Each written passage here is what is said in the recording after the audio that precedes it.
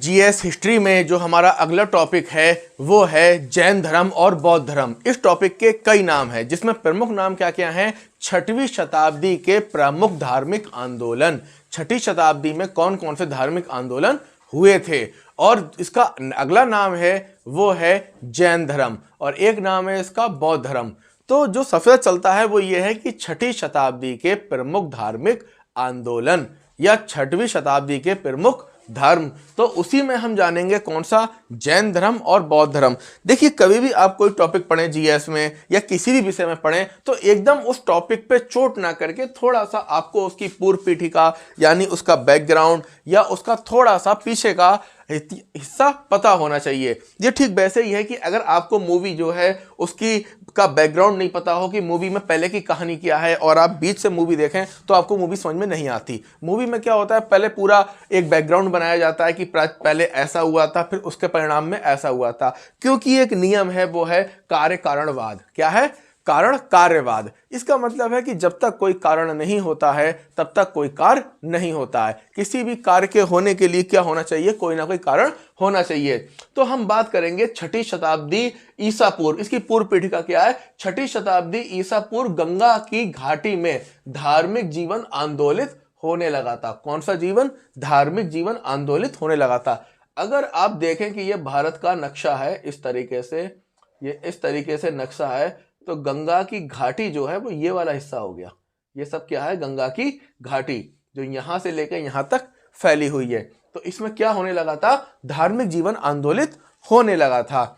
अब जिसमें जैन धर्म, बहुत से धर्म आए। अब जैसे जैन धर्म के अनुसार उस समय 62 संप्रदाय थे। देखो धर्म कह लो, संप्रदाय कह लो या पंथ कह लो, तो जैन धर्म में कितने संप्रदाय थे?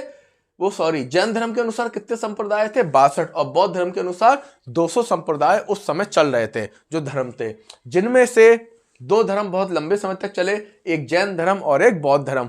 तो ऐसा क्या कारण था कि जैन धर्म आया, बौद्ध धर्म आए, बहुत से नए नए धर्म आए?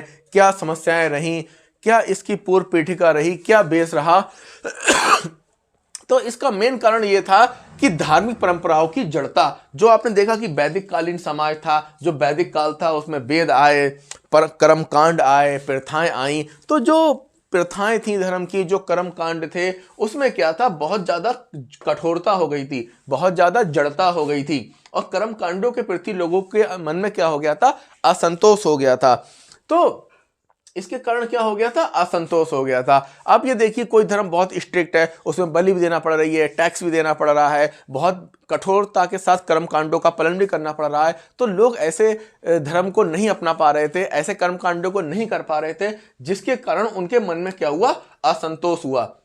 और जब असंतोष होता है तो क्या होता है? आंदोलन होता है, क्रांति होती है। तो उसी तरीके से कुछ नए धर्म अस्तित्व में आए। जो जैन धर्म के अनुसार कम से कम 62 धर्म थे और बौद्ध धर्म के अनुसार 200 धर्म थे।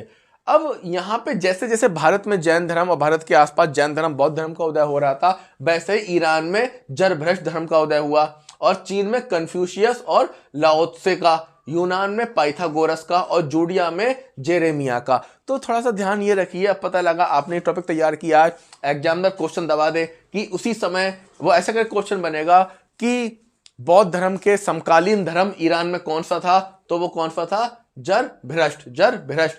चीन में कौन सा था? कन्फ्यूशियस या लाओत्से। और यूनान में कौन सा था? पाइथागोरस। जूडिया में कौन सा था? जेरेमिया। तो कारण आपको पता लग गया कि कारण क्या था? बहुत ज्यादा कर्मकांडों में जड़ता आ गई थी, कठोरता आ गई थी, अंधविश्वास फैल गए थे और बहुत ही धर्म के नियम स्ट्रिक्ट थे। अब हुआ क्या था? यहाँ पे तार्किक स्वतंत्र चिंतन, लोगों के मन में तार्किक स्वतंत्र चिंतन आने लगा था। अभी आप आगे ये भी जानेंगे कि क्या कारण रहे कि उनका स्वतंत्र चिंतन और मनन होने लगा था। तो तार्किक स्वतंत्र चिंतन, तार्किक स्वतंत्र चिंतन का मतलब यह है कि लोग तर्क कर रहे थे, वितर्क कर रहे थे। जैसे वो एक कहानी है, कहानी यह है कि एक बार कुछ जो ऋषि थे, ब्राह्मण ऋषि थे, भोजन कर रहे थे। एक भिक्षुक उनके पास आया और आने के बाद बोला कि आप मुझको भोजन दीजिए, मैं भूखा हूं। तो उन ऋषियों ने भोजन देने से मना कर दिया। आप लोगों ने अगर यूपी बोर्ड से पढ़ाई करी हो आपने, तो यूपी बोर्ड में कक्षा 6 की एक किताब है हमारा इतिहास, उसमें ये कहानी है। ध्यान करिए, इमेजिनेशन करिए, तो आपको वो कहानी दिखाई देगी कहानी क्या थी कि वो लोग भोजन कर रहे थे, ऋषि, ब्राह्मण ऋषि, और एक भिक्षुक उनके पास आया और उनसे भोजन मांगा। ऋषियों ने उसे भोजन देने से मना कर दिया। अब उस बच्चे ने ये कहा, जो भिक्षुक था, बच्चा था, उसने ये कहा, आप किसको भोग लगाते हैं, आप किसको मानते हैं? उनने कहा, हम प्राणवायु, जो प्राणवायु है, प्राण है, उनको भोग लगाते हैं, उनको मानते हैं। तो बताइए कि मेरे अंदर प्राण है? नहीं है। बोले, हाँ, आपके अंदर भी प्राण है। तो बच्चे ने कहा कि जब आप प्राणवायु को भोग लगाते हैं और मेरे अंदर भी प्राण है, तो मैं भी प्राणवायु के अंतर्गत आता हूं, या मैं भी प्राणवायु का हिस्सा हूं, या मैं भी उनके अंतर्गत समाहित हूं। तो आप मुझे भोजन ना कराकर, मुझे भोजन ना देकर प्राणवायु देवता का ही अपमान कर रहे हैं। तो इससे ऋषियों के अंदर जागृति आई और उन्होंने उस भिक्षु को भोजन दिया, उसके साथ बैठकर भोजन किया। यह होता है तार्किक चिंतन। कई बार क्या होता है कि आप नोटिस नहीं करते, जो लोग कंपनी तैयारी करते हैं, तो एक स्टूडेंट बहुत मेहनत करता है, लंबे समय तक मेहनत करता है, उसका सिलेक्शन नहीं होता, लेकिन एक स्टूडेंट 3 से 4 महीने में ही सिलेक्शन ले लेता है। बस यहाँ उसका मनन और चिंतन होता है, उसे ये पता लग जाता है मनन और चिंतन करके कि एग्जामिनर किन हिस्सों से ज़्यादा क्वेश्चन ले रहा है और किन हिस्सों से कम क्वेश्चन ले रहा है। तो जो सबसे ज़्यादा मेहनत करी जाती है वो उन हिस्सों पर की जाती है जहाँ से क्वेश्चन ज़्यादा आ रहे हैं, ठीक है, और जहाँ से कम आ रहे हैं उनको हल्का सा देखा जाता है।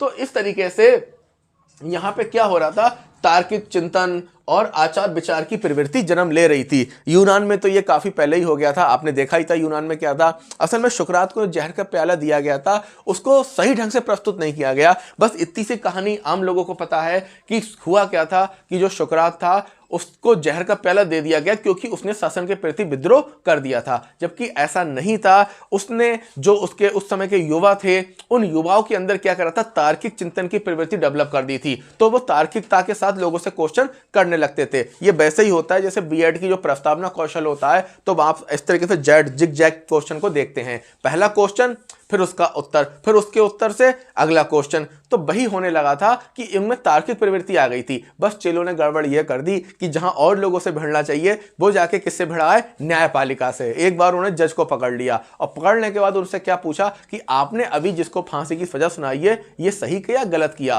तो जज ने कहा मैंने सही किया, उसको फांसी सजा दी। बोले तुझे बताओ उसने पाप किया था तो आपको अधिकार क्या है कि आप उसको सजा दे रहे हो, और आपने अधिकार है सजा दी तो पापी तो आप भी हैं क्योंकि आपने भी इसे मृत्युदंड दिया है। तो जो जस्टिस थे, जज थे, वो नाराज हो गए इस चीज से। तो कहने का मतलब उसके चेले जो थे भिड़ गए किससे, जज से, न्यायपालिका से, फिर प्रशासन से भिड़ गए। और इन्हीं कारणों से क्या हुआ, अंत में इस सब की कीमत चुकानी पड़ी सुकरात को। तो ये है तार्किक चिंतन। भले ही उनकी मृत्यु हो गई पर उन्होंने एक सोचने का तरीका, चिंतन का तरीका प्रस्तुत कर दिया। तो ये क्या होता है, तार्किक चिंतन और आचार विचार की प्रवृत्ति। आचार विचार का मतलब बहस करना या एक तरीके से किसी भी ज्ञान पर चर्चा करना, बात करना, इसे क्या कहते हैं, आचार विचार प्रवृत्ति। सन्यासी लोगों की संख्या बढ़ रही थी। प्रॉब्लम यह थी, क्यों बढ़ रही थी, छोटे छोटे साम्राज्य थे वो आपस में लड़ रहे थे। बड़े साम्राज्यों को बनाने के लिए लोगों की कंडीशन और ख़राब हो रही थी क्योंकि राजा लोग लगातार अपने व्यापार को और अपने धन को बढ़ाने के लिए बहुत से प्रयास कर रहे थे। ये भी आप आगे समझेंगे आखिरकार वो क्या परिस्थिति रही, आर्थिक परिस्थिति क्या रही, धार्मिक स्थिति क्या रही, सामाजिक स्थिति क्या रही। तो दो तरीके के लोग थे उसमें। एक तो वो जो कर्म कांडों के समर्थक थे, जो कर्म कांडों को सपोर्ट कर रहे थे। दूसरे वो जो कर्म कांडों के विरोध में थे, ठीक है। और इसके बाद इसकी आर्थिक स्थिति क्या थी कि जैन धर्म और बौद्ध धर्म का उदय हुआ या अन्य धर्मों का उदय हुआ। लोहे का प्रयोग, जब लोहे का प्रयोग शुरू करा तो उससे नए नए औजार बनाना, नई नई वस्तु बनाना, इससे क्या हुआ, इससे दूरगामी परिवर्तन हुआ। लोग चिंतन करने लगे, मनन करने लगे कि इससे क्या हथियार बनाए जाएं, क्या यंत्र बनाए जाएं, कौन सी मशीनें क्या बनाई जाएं। तो उससे क्या हुआ, एक दूरगामी परिवर्तन हुआ और चिंतन मनन शुरू हो गया लोहे के प्रयोग से। इसके साथ साथ क्या हुआ, जब लोहे का प्रयोग एग्रीकल्चर में करा और जब चीजें बना के बेची गई तो कृषि और वाणिज्य का विकास हुआ। कृषि और वाणिज्य का विकास हुआ। सीधी सी बात है, जब इंडस्ट्री आती है तो एक तरीके से व्यापार बढ़ता ही है। तो यहाँ पे इंडस्ट्री तो नहीं आई थी लेकिन हल हो गया और विभिन्न कृषि यंत्र हो गए, विभिन्न प्रकार का सामान का आयात निर्यात होने लगा था और नगरों का विकास होने लगा। मैंने बताया था धीरे धीरे जो छोटे गांव थे जहाँ पे शिल्पकार, कारीगर लोग आके बसते गए, वो धीरे धीरे डेवलप होते गए और वो गांव से नगर बन गए, नगरों का विकास हुआ। और इस पूरे गेम में जो सर्वाधिक फायदा हुआ वो किसको हुआ, शासक को और व्यापारियों को। जो वहां के राजा थे उनको हुआ और जो व्यापार करने वाले उनको हुआ। अब आम लोगों में क्या हुआ, असंतोष की भावना आ गई। आम लोगों के अंदर क्या हो गया, असंतोष की भावना आ गई। क्यों आई, क्योंकि भाई पैसा कौन कमा रहे थे, व्यापारी, और इसके बदले में टैक्स से दे रहे थे राजा को। तो राजा भी अच्छी स्थिति में थे, व्यापारी भी अच्छी स्थिति में थे। तो और जो आम लोग थे उनमें असंतोष था। तो ऐसी स्थिति में जो नए धर्म थे उन्होंने उनको मोटिवेट किया। धार्मिक स्थिति क्या थी कि वैदिक कर्मकांड, यज्ञ की जटिलता, वैदिक कर्मकांड बहुत हो गए थे, यज्ञ भी बहुत जटिल हो गए थे कि ऐसा यज्ञ करना है, ये करना है, वो करना है, और अंधविश्वास भी बहुत फैल गया था। तो कुछ लोगों ने इसे तर्क से तोड़ने का प्रयास किया। क्या प्रयास किया? तर्क से तोड़ने का प्रयास किया। जैसे भर्तृहरि कहते हैं कि लोग कहते हैं कि कर्म करो तो ईश्वर फल देगा, और जितना आप करोगे उतना ही फल मिलेगा। तो भर्तृहरि का जो एक पद्धति है जिसमें वो लिखते हैं कर्म पद्धति, कि जब तय है कि कर्म करने से हमको ये चीज मिलेगी और वो भी देवताओं के अंडर में है, वो देवता वो भी विधाता के अंडर में है, तो फिर डायरेक्ट कर्म ही कर लिया जाए। तो इस तरीके से इन्होंने मतलब एक तरीके से तर्क दिया कि भाई हम इतना ज़्यादा पूजा पाठ या यज्ञ और ये सब करेंगे, इससे बेहतर ये है कि हम तर्क देने लगे कि हम डायरेक्ट काम करें। तो कुछ लोगों ने तर्क से तोड़ने का प्रयास किया। ये इनकी क्या थी? एक धार्मिक स्थिति थी। और सामाजिक स्थिति क्या थी?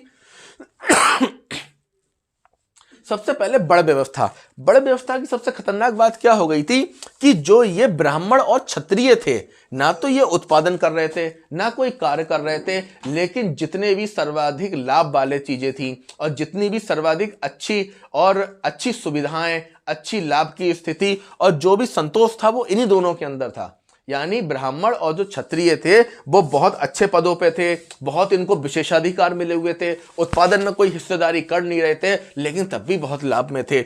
अब जो आ गए वैश्यों की समस्या क्या थी? ये बनिए थे, व्यापारी थे, इनको क्या करना पड़ रहा था? इन क्षत्रियों का जितना सैनिक खर्चा होता था वो अपने पास से वहन करना पड़ता था, इन्हें बलि देना पड़ती थी, इन्हें उपहार देना पड़ते थे। जो वैश्य थे वो टैक्स देते थे, बलि के लिए चीजें देते थे, इनको उपहार देते थे। तो इस तरीके से भारी लोड किस पे पड़ रहा था इस समय? इस पे कहां पे आ गया? आपके वैश्य पे, बनियों पे। और इसके बाद जो शूद्र थे वो और गंभीर स्थिति में थे, उन्हें भी बहुत ज्यादा सेवा करनी पड़ रही थी। अब यहाँ पे गेम चेंज क्या होता है कि ये वैश्य जो होते हैं ये इनको लगातार टैक्स हो गया, बलि का सामान हो गया, और एक तरीके से जो भी उपहार है वस्तु दे रहे थे, पर इन्होंने अपनी स्थिति अच्छी कर ली। इन्होंने जो वैश्य हैं वैश्यों ने अपनी स्थिति सही कर ली और धीरे धीरे पैसा कमाने लगे। अब तीन अच्छी स्थितियां किनकी हो गई? ब्राह्मण की हो गई, ब्राह्मणों की हो गई, क्षत्रियों की हो गई, वैश्य की हो गई, और अंत में बच्चे शूद्र, और जो उत्पादन भी बहुत ज्यादा कर रहे थे, मेहनत भी बहुत कर रहे थे, अधिकतर कामों में हिस्सेदारी भी इनकी थी, पर कोई बेनिफिट हो नहीं पा रहा था कहीं से। तो इनमें भी असंतोष की भावना आई, जिसके कारण ये इनका झुकाव हुआ इन नए धर्मों की तरफ को। अब राजनीतिक स्थिति क्या थी? बहुत ज्यादा अव्यवस्था घिरी हुई थी, यानी चारों तरफ अव्यवस्था थी। छोटे छोटे जन मिलकर जनपद बन रहे थे और छोटे छोटे जनपद मिलकर महाजनपद बन रहे थे, और अनेक राजतंत्रीय और गणतंत्रीय राज्य जो हैं उनका उदय हो रहा था। पारस्परिक संघर्ष की स्थिति थी और साम्राज्यवादी प्रवृत्ति विकसित होने लगी थी। ये जो भी कंडीशन है, इसमें जो सबसे ज्यादा मरण हो रही थी वो सबसे निम्न वर्ग की हो रही थी। जो सबसे कमजोर था वो सबसे अधिक मारा जा रहा था, प्रताड़ित किया जा रहा था, सारी आफत उसी पे थी। कहने का मतलब कि सबसे ज्यादा उत्पादन भी वही करे, सबसे ज्यादा काम भी वही करे, और इसका बेनिफिट किसी और को जाकर मिले। तो ऐसी आपने स्थिति समझी कि धार्मिक स्थिति क्या थी? सबसे पहले आर्थिक स्थिति क्या थी? लोहे का प्रयोग था। धार्मिक स्थिति क्या थी? बहुत ज्यादा जटिलता हो गई थी कर्म कांडों में। सामाजिक स्थिति क्या हो गई थी? जो शूद्र थे वो ज्यादा ही प्रताड़ित हो रहे थे। और राजनीतिक स्थिति क्या थी? चारों तरफ साम्राज्य को बढ़ाने की होड़ थी, यहां भी कमजोरों की प्रॉब्लम हो रही थी। तो इस समय उत्तर भारत में 6 प्रमुख संप्रदायों का उदय हुआ। देखिए, अगर आपको जैन धर्म को और बौद्ध धर्म को बहुत अच्छे से समझना है तो भाई पहले उसके पूर्व की स्थिति, उसकी पूर्व पीठिका, उससे पहले के प्रमुख धर्मों को समझना पड़ेगा, तभी आपकी रुचि डेवलप होगी। और जब रुचि डेवलप होगी तो धीरे धीरे कॉन्सेप्ट आपको समझ में आने लगेगा। तो इन धर्मों में क्या था? पहला धर्म था दैववादी, जिसको आजीवक कहते हैं। आजीवक बहुत प्रसिद्ध है, कई बार क्वेश्चन आया है यहां से कि आजीवक, दैववादी या आजीवक, इसके जो प्रवर्तक थे वो कौन से थे? मखखली गोसाल, जो कि आपके महावीर के पूर्व शिष्य भी कहे जाते थे। ये कर्म में विश्वास रखते थे। क्या रखते थे? कर्म में विश्वास रखते थे। और ये क्या कहते थे कि सभी प्राणी निर्बल और असहाय हैं। सभी प्राणी क्या हैं? निर्बल और असहाय हैं। ये कर्म में विश्वास नहीं रखते थे, इनका कोई विश्वास नहीं था कर्म में। ये कहते थे कर्म करने से कुछ नहीं होना, क्योंकि जितने भी प्राणी हैं वो निर्बल है और असहाय है, भाग्य के चक्कर में ही सुख दुख चलता रहता है।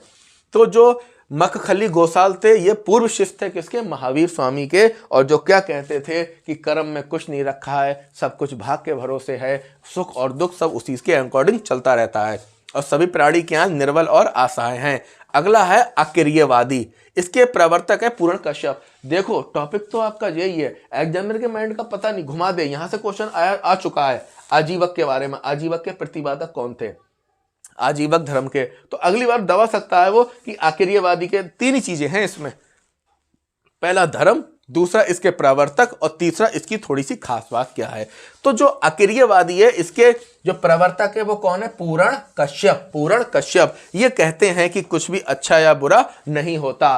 अहिंसा हो गई, सत्य बोलना हो गया, दूसरों की हेल्प करना हो गई, जिसे परोपकार कहते हैं, ये ना तो पुण्यात्मक है, ये कोई भी पुण्यात्मक काम नहीं है। और चोरी करना, हिंसा करना, दूसरों को मारना पीटना, ये कोई जो है वो पापात्मक कार्य नहीं है। यानी ना तो कुछ सही होता है और ना कुछ गलत होता है। ये सब अपनी अपनी डेफिनेशन है। तो अगले जो इसका धर्म है वो है आकृतवादी। क्या है? आकृतवादी। इसके जो प्रवर्तक हैं वो हैं पाकुद, कात्यायन। ये कहते हैं कि पृथ्वी हो गई, जल हो गया, वायु हो गया, जीव, ना तो इनका विकास होता है और ना ही ये परस्पर किसी को हानि पहुंचाते हैं। अगला है उच्छेदवादी। कौन है? उच्छेदवादी। इसके प्रवर्तक हैं अजित केस कंबलिक।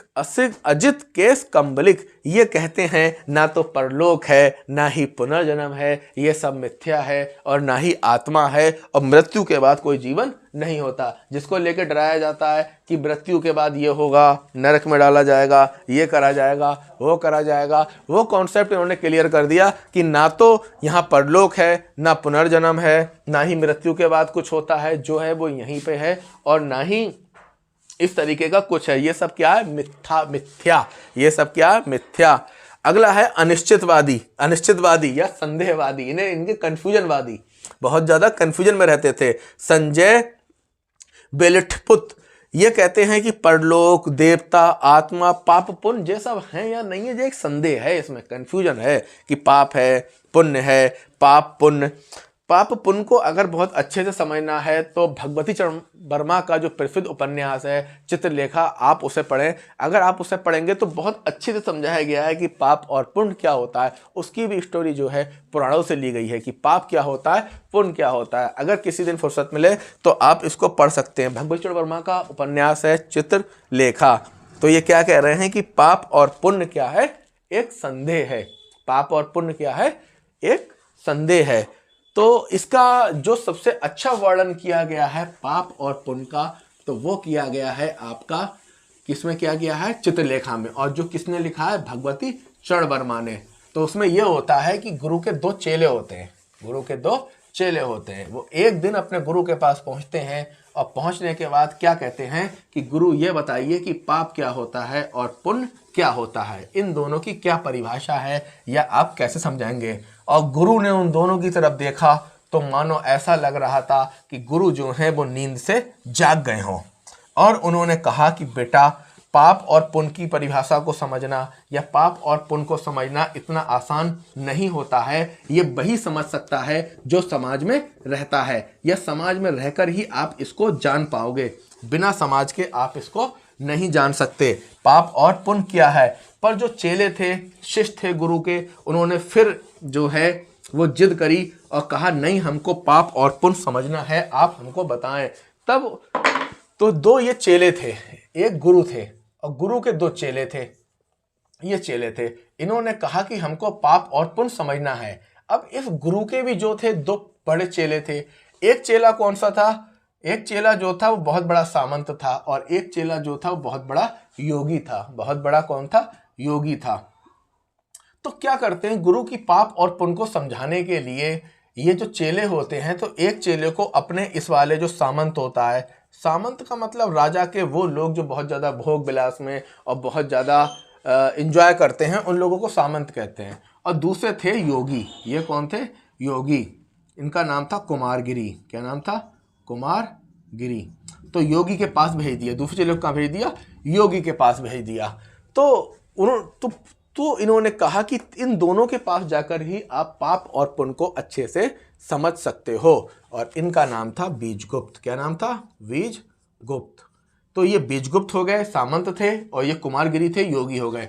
एक चेला जो था वो श्वेतांक, एक चेले का नाम श्वेतांक था और एक का नाम ध्यान नहीं आ रहा है मुझे। तो वो चेला, जो एक चेला था वो योगी के पास पहुंच गया और एक चेला जो था वो सामंत के पास पहुंच गया। अब होता क्या है कि यहाँ पे इस की एक बहुत अच्छी नर्तकी थी जिसका नाम था चित्रलेखा। क्या नाम था? चित्रलेखा। तो चित्रलेखा जो है वो, चित्रलेखा के यहाँ आना जाना किसका था? बीजगुप्त का। फिर चित्रलेखा बीजगुप्त के घर भी आना जाना रहता था। ये चीज जो था, और जो चेला था वो ये सेवा करता रहता था, किसकी? बीजगुप्त की भी और चित्रलेखा की भी। अब धीरे धीरे क्या हुआ कि राज दरबार में कुमारगिरी का भी आना जाना था, कुमारगिरी का भी आना जाना था, बहुत बड़ा योगी था। और ये जो इसका दूसरा चेला था वो भी इसके साथ में रहता था। और इसमें अंत में क्या होता है? अंत में यह होता है इनका फोकस इधर और इनका फोकस इधर। तो कुल मिला के जो एक बहुत बड़ा योगी होता है वो इस घटना के बाद क्या बन जाता है? भोगी। और जो बहुत बड़ा भोगी होता है वो कौन बन जाता है? योगी। तो इस प्रकार एक व्यक्ति जो धर्म के रास्ते पे था उससे क्या होता है? पाप होता है, लेकिन उसको ये पाप नहीं लगता। और जो दूसरा व्यक्ति जो अधर्म के रास्ते पे था वो बाद में किसके धर्म रास्ते पर जाता है? धर्म के रास्ते पर जाता है और उसको ये सही लगता है। तो पूरी कहानी लंबी हो जाएगी अगर मैं सुनाऊंगा, आप इसको पढ़िए। तो इस कहानी का यही है कि पाप और पुण्य क्या होता है, कैसे पाप पुण्य में बदल जाता है और पुण्य पाप में बदल जाता है। इसी कहानी से एक कहानी और अटैच होगी जो आप आगे चल के देखेंगे। वो कहानी किसमें आएगी? स्थूलीभद्र की। जो जैन धर्म था वो 2 शाखाओं में जाके बढ़ गया। कितनी शाखाओं में जाके? 2 शाखाओं में, एक श्वेतांबर और एक दिव्यांबर। ठीक है। तो इस तरीके से हमने क्या देखा कि ये इनका कहना यह है ना तो कुछ पाप होता है ना पुण्य होता है, ये सब क्या है? संदेहवादी हैं। और जो सबसे अच्छा जो धर्म है वो है चार्वाक भौतिकवादी। ये क्या कहते हैं? यावत जीवेत सुखम जीवेत ऋणम कृत्वा घृतम पीवेत, यानी कर्जा लो और घी पियो, तब तक पियो जब तक धरती पे गिर ना जाओ। इनका कॉन्सेप्ट सीधा था कि तुम्हारे शौक में, तुम्हारे एंजॉय में कोई कमी नहीं आनी चाहिए, और इसके लिए अगर कर्जा भी लेना पड़े तो कोई प्रॉब्लम नहीं है। तो कुछ ऐसी स्थिति थी जैन धर्म और बौद्ध धर्म के आने से। अब मैं आपको एक शॉर्ट तरीके से बता दे रहा हूँ कि कहानी क्या थी। कहानी ये थी कि जो वैदिक धर्म था वो बहुत ज़्यादा कठोर हो गया था, स्ट्रिक्ट हो गया था। वहाँ की परंपराएं बहुत कठोर थीं, जटिलता थी, कर्मकांड थे, अंधविश्वास था।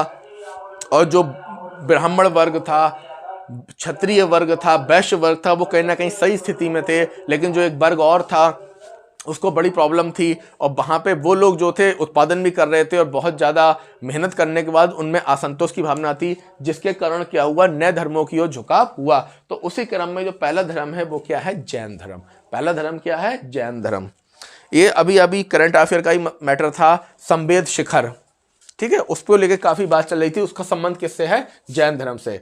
तो ऐसा नहीं कि जैन धर्म की उत्पत्ति जो है वो 6ठी शताब्दी ईसा पूर्व में हुई है। जैन धर्म की उत्पत्ति बहुत पहले ही हो चुकी है। और मतलब जो विकास हुआ है वो विकास हुआ है 6ठी शताब्दी में, लेकिन उत्पत्ति बरसों पहले हुई थी। यानी महावीर की अगर आप बात करें तो महावीर के जन्म से पहले भी बहुत ही मतलब जो 23 तीर्थकर थे वो आ चुके थे, यानी 30 तीर्थकर हो चुके थे। अब धार्मिक प्रमुख को तीर्थकर कहते हैं। तो यहाँ पे एक शब्द आया है तीर्थकर। तीर्थकर क्या होता है? कुछ लोग ये समझेंगे कि भाई तीर्थ का मतलब होता है जो तीर्थ यात्रा पर जाएं, पर यहाँ तीर्थकर का मतलब होता है जिनेंद्रिय। अगर डायरेक्ट क्वेश्चन आ जाए कि तीर्थकर का क्या मतलब है? जिनेंद्रिय। जिनेंद्रिय का शब्द बना है जिन से, और जिन का मतलब जिसने अपने इंद्रियों को जीत लिया है, जिसने अपने मन को जीत लिया है। मन को जीतने का मतलब ये है, देखिए मैं फिर वही बात कहता हूं कि आप अगर पढ़ाई करेंगे और आपकी अगर समस्या आ रही है कि मन नहीं लग रहा है या मन भाग रहा है, मन को अपने नहीं जीत पा रहे हो, तो सबसे पहले तो आप ये मान लो कि आप स्टूडेंट नहीं टीचर हो। और जब आप ये सोचोगे टीचर हो तो फिर आप उस कॉन्सेप्ट को सबसे पहले शुरू से लेके आखिर तक के जो हेडिंग हैं उन हेडिंगों में ये जानने का प्रयास करो इस टॉपिक का फैलाव कहाँ से कहाँ तक है। फिर उस टॉपिक को विकिपीडिया से या थोड़ा किसी और माध्यम से आप हल्की सी नॉलेज हासिल कर लो कि आखिरकार इसका मतलब क्या है, ये क्या है। ज्यादा आपको डीप जानकारी ना हो, बस केवल शाब्दिक अर्थ पता लग जाए इसका क्या मतलब है, और इसके बाद आप पुराने साल के क्वेश्चन देखो, उसमें अटैच करो, तो इसके बाद आपका भी मन लगना शुरू हो जाएगा। तो यहाँ पे शब्द है जिनेंद्रिय, जिन्होंने अपने इंद्रियों को जीत लिया। सांसारिक मोह माया से मुक्ति सांसारिक मोह माया से मुक्ति और दुख से मुक्त होना, यानी जो भी आपके दुख है उससे मुक्त होना। तो सांसारिक मोह माया से मुक्ति तभी हो सकती है जब आप जंगल में जाके बैठें या तपस्या करें। यहां रहकर सांसारिक मोह माया से मुक्ति नहीं हो सकती है। क्योंकि अब इसके बाद जो अगला है वो है कंपिल मेले का संबंध किससे है? जैन धर्म से है। इसके संस्थापक कौन है? ऋषभदेव। और अगर ऋषभदेव ना हो तो महावीर स्वामी मार दीजिए। और जो खारवेल एक राजा था जिसका हाथी गुम्फ अभिलेख बहुत ही विश्व प्रसिद्ध है, वो अभिलेख किसका था? खारवेल का। इसने इसका क्या किया था? संरक्षक। और राष्ट्रकूट राजाओं ने भी क्या करा था? जैन धर्म का संरक्षण किया था। ये जो जैन धर्म है ये विनाशकारी प्रलय में विश्वास नहीं करता, और प्रभास गिरी इसका प्रमुख तीर है। विनाशकारी प्रलय का मतलब यह है कि जैसे इस्लाम धर्म में कहते हैं कयामत आएगी, दूसरे धर्मों में ये कहते हैं एक दिन सबको नरक में डाला जाएगा, तो ये धर्म जो है ये कहता है कि हम विनाशकारी प्रलय में विश्वास नहीं करते, ऐसा कुछ हमारा भरोसा नहीं है। और प्रभास गिरी क्या है? इसका प्रमुख तीर्थ है। यापनीय जैन धर्म का एक संप्रदाय है, कई संप्रदाय हुए हैं जिसमें दो तो महत्वपूर्ण हैं, एक श्वेतांबर और एक दिगंबर। और यापनीय इसका क्या है? एक संप्रदाय है। जैन सभा में अंतिम रूप से श्वेतांबर जो आपका ये बना था, तो ये आगम कहां हुआ था? बल्लभी में। यानी बल्लभी में एक मीटिंग हुई थी, और उस मीटिंग में श्वेतांबर को भी एक इसका पाठ कर दिया गया था। यानी इसके दो हिस्से कर दिए, एक श्वेतांबर एक दिगंबर। श्वेतांबर कौन होते हैं? जो सफेद कपड़े पहनते हैं। कौन पहनते हैं? सफेद कपड़े। दिगंबर जो निर्वस्त्र रहते हैं। अगर कभी आपको मौका मिले तो बरेली में आंवला एक जगह है, वहां पे अहिछत्र, इसका संबंध जो है अहिछत्र का वो जैन धर्म से है। तो जब आप वहां जाएंगे तो वहां पे जो महावीर की प्रतिमाएं लगी हैं तो वो सब कैसी हैं? निवस्त्र हैं, तो वो कोई वस्त्र नहीं पहने हुए हैं। तो ये इसमें ये दिगंबर लोग क्या पहनते हैं? निवस्त्र रहते हैं। अब दूसरा जो है श्वेतांबर, इसके प्रमुख कौन है? इसको किसने संस्थापना की थी? स्थूली भद्र ने। स्थूली भद्र के पीछे भी कई दंत कथाएं हैं, कई कहानियां हैं, जिनमें से एक ये है कि स्थूली भद्र भी एक राजा हुए करते थे। कौन होते थे? एक राजा। स्थूली भद्र कौन थे? एक राजा थे। देखिए दंत कथाएं हैं, कितनी सही है कितनी गलत है, तभी इनके आगे लगा दिया दंत कथा। तो स्थूली भद्र कौन हुआ करते थे? एक राजा। और उसी समय पे एक बड़ा योगी हुआ करता था, उस योगी का क्या नाम है? श्रेष्ठी। और एक व्यक्ति और था जिसका नाम था अवधूत। तो ये तीनों लोग जो थे उस समय वहां पे एक बहुत ही प्रसिद्ध नर्तकी थी जिसका नाम था पिंगला। क्या नाम था? पिंगला। तो जो स्थूली भद्र थे ये भी इस पिंगला से प्रेम करते थे, और जो श्रेष्ठी थे उनका फोकस भी धीरे धीरे पिंगला की तरफ आ रहा था, और जो अवधूत थे उसका फोकस भी था। अब यह तीनों की कहानी जो है, स्थूली भद्र क्या था? राजा का मतलब जिसके पास बहुत ही धन है, इसके पास भरपूर मात्रा में धन है। श्रेष्ठी जो थे वो एक तरीके से साधु थे। ये कौन थे? साधु थे या योगी थे, और ये क्या करते थे? ज्ञान प्राप्ति, यानी इन्हें ज्ञान प्राप्त हो गया था। और जो अवधूत थे ये एक आम आदमी था। इन तीनों का फोकस किस पे था? पिंगला की तरफ था।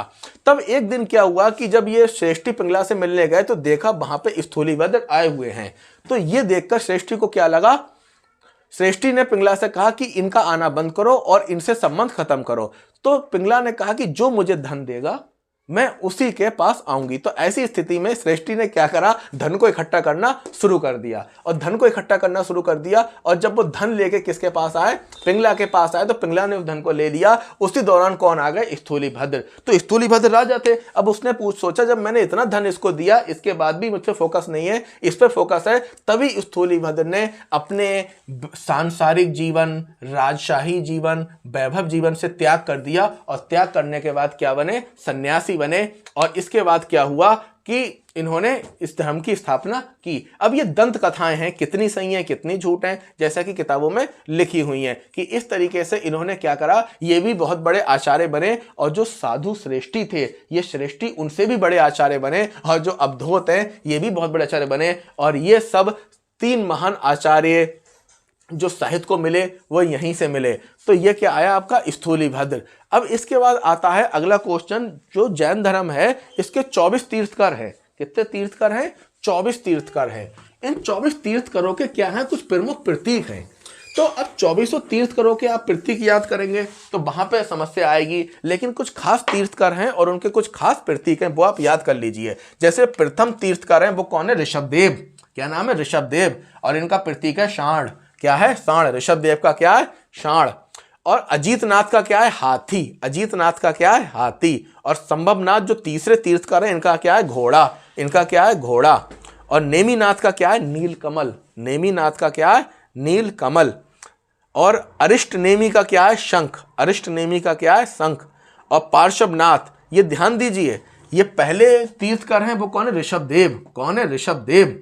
ऋषभदेव। जैसे सबसे बड़े ऋषि कौन है? भगवान शिव हैं, तो उनका क्या है? सांड है। तो इस तरीके से यहाँ पे ऐसे जोड़ के याद कर लीजिए। अजीतनाथ, अजीत किससे चलते हैं? हाथी से चलते हैं। और आपका ये संभवनाथ, इनका क्या है? घोड़ा। घोड़े में क्या है? संभावनाएं हैं। और नेमिनाथ, नेमिनाथ 21वें जो तीर्थकर है वो कौन है? नेमिनाथ। नीलकमल, जिनका कौन है? ना से नेमिनाथ, ना से नीलकमल। अरिष्ट नेमी, इनका क्या है? शंख। पार्श्वनाथ का क्या है? रिजदार सर्प यानी फण वाला सर्प। और महावीर स्वामी का क्या है? सिंह। तो ये तो बहुत ज्यादा पूछा जा चुका है। महावीर स्वामी का क्या है? ऋषभदेव का क्या है? सांड और सिंह। संभावना यही पूछने की, पार्श्वनाथ का पूछ ले तो सर्प, और अरिष्ट नेमी का पूछ ले तो शंख, और नेमिनाथ का क्या है? कमल। देखिए यहां पे हम 4 हिस्सों में आगे बढ़ेंगे। पहले हिस्से में इसको समझने के लिए हमको पूर्व पीठिका समझना पड़ेगी। पूर्व पीठिका धर्म से पहले की क्या रही। इसके बाद हम समझेंगे जैन धर्म को। इसके बाद समझेंगे बौद्ध धर्म को। और अंत में क्या समझेंगे? इनकी जो शिक्षाएं हैं, यानी इनकी जो देन, इनकी देन क्या है भारतीय समाज को या भारतीय सत्ता को। और जैन धर्म को समझने के लिए सबसे पहले इसकी पूर्व पीठिका यानी इसका थोड़ा सा बेसिक समझना पड़ेगा। और जो बेसिक है वो ये है। इसके बाद पार्श्वनाथ को समझना पड़ेगा, फिर सीधे महावीर पर आना पड़ेगा। तो हम डायरेक्ट महावीर स्वामी पर नहीं आ सकते, तो हमको आना पड़ेगा पार्श्वनाथ पर। अब थोड़ा पार्श्वनाथ के बारे में जान लेते हैं। महावीर के जन्म से 250 साल पहले इनका जन्म हुआ था। ये जो राजा थे, वाराणसी के राजा अश्वसेन इनके पिता थे। यानी इनके पिता का नाम क्या था? अश्वसेन। और जो राजा कहाँ के थे? वाराणसी के। इनकी माता का नाम क्या था? वामा। माता का नाम क्या था? वामा। और विवाह किससे हुआ था? प्रभावती से। 30 वर्ष की आयु में इन्होंने गृह त्याग कर दिया। 83 दिन की कठोर तपस्या के बाद 84वें दिन में इनको क्या हुआ था? ज्ञान की प्राप्ति हुई थी। और इसकी प्राप्ति कहाँ हुई थी? संवेद शिखर पर। यह क्वेश्चन आपका एलटी ग्रेड जीआईसी प्रवक्ता में आया है कि संवेद शिखर पर किस तीर्थकर को ज्ञान की प्राप्ति हुई थी? तो वो कौन थे? पार्श्वनाथ, 23वें तीर्थकर।